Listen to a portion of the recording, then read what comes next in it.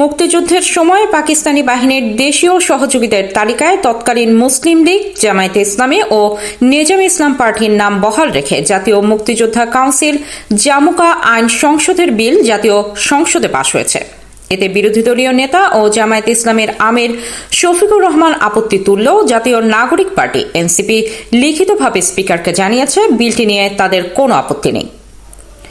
9 April বৃহস্পতিবার speaker Hafiz Uddin আহমেদের সভাপতিত্বে সংসদে মুক্তিযুদ্ধ বিষয়ক মন্ত্রী আহমদ আজম খান জাতীয় মুক্তিযোদ্ধা কাউন্সিল সংশোধন বিল 2026 অবিলম্বে বিবেচনার প্রস্তাব তোলেন। পরে কণ্ঠভোটে তা গৃহীত হয়। দফাওয়ারি অনুমোদনের পর বিলটি সর্বসম্মতিক্রমে পাশ হয়। সংসদে আপত্তি জানানোর সুযোগ পেয়ে বিরোধী দলীয় নেতা শফিকুর রহমান বক্তব্য দেন। তবে তিনি বিলের নির্দিষ্ট কোনো ধারায় সংশোধনী প্রস্তাব তোলেননি। তিনি বলেন, আল্লাহ ভালো জানেন 71 সালের ওই চরম সময়ে কার কি ভূমিকা ছিল। আল্লাহ তাআলা তার নিখুঁত পূর্ণাঙ্গ একমাত্র সাক্ষী, বাকি আমরা যারা আছি তারা আংশিক সাক্ষী, কিন্তু আল্লাহ তাআলাই পূর্ণাঙ্গ সাক্ষী।